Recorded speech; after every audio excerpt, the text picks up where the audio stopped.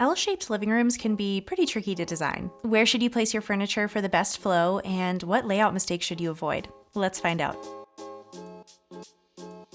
Designing an L-shaped living room comes with unique challenges, maximizing space, maintaining functionality, and creating a flow between all of the different areas. But don't worry, today we're going to go through all of the common mistakes people make in an L-shaped living room and how to fix them. Before we jump in, if you find these tips helpful, please give this video a like. In fact, if we get 100 likes on this one, we'll make another video about even more living room layouts. And of course, don't forget to check out our 7-day pro trial to unlock all of our amazing design tools. All right, let's get started.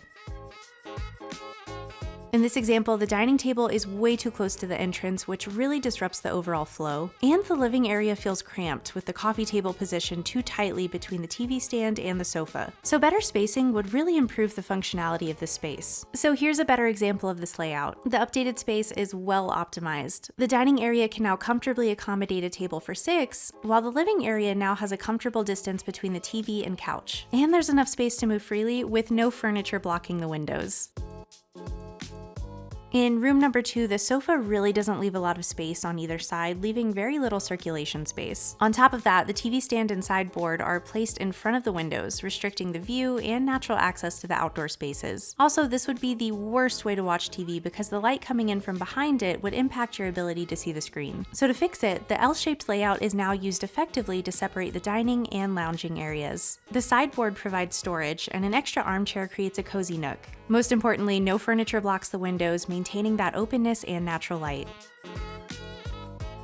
Alright, in room number 3, the dining area is squeezed next to the entrance, really disrupting the flow. Additionally, the TV is placed awkwardly in the middle of the room, making cable management difficult and blocking the view from the dining area. In the corrected layout, the lounging area now has a well-balanced setup, with a large couch, ample space for a coffee table, and the TV placed against the wall. There's also room for a bigger dining table and an extra seating zone near the window. Alright, in room number 4, I think we all know what the issue is. The sofa is blocking the room's entrance. To maintain the best flow, there should be about 3 feet or 80 to 90 centimeters of clearance around most major furniture pieces.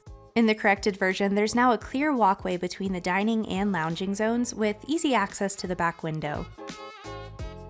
In room number 5, the 2 large sofas in the space are just a bit too much. While they may seem cozy, they actually disrupt movement and make the space feel really cramped. Removing one would open up the space and improve the flow. Here we can see the room successfully separates the dining and lounging areas, ensuring a comfortable and functional space. There's a sideboard for storage, and the TV is placed efficiently against the wall.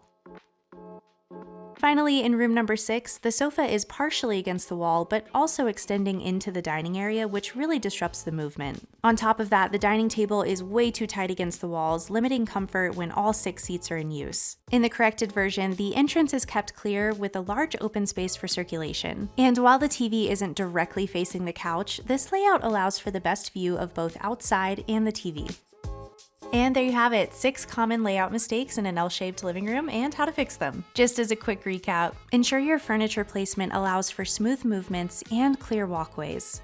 Keep dining tables and large furniture away from the entryways. Avoid blocking your windows, maximize that natural light and view.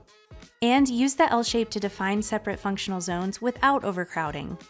Now it's your turn. What's the biggest challenge you faced when designing an L-shaped living room? Let us know in the comments. Don't forget to check out that 7-day pro trial and give this video a like. As always, thank you so much for watching, and I'll see you next time. Bye.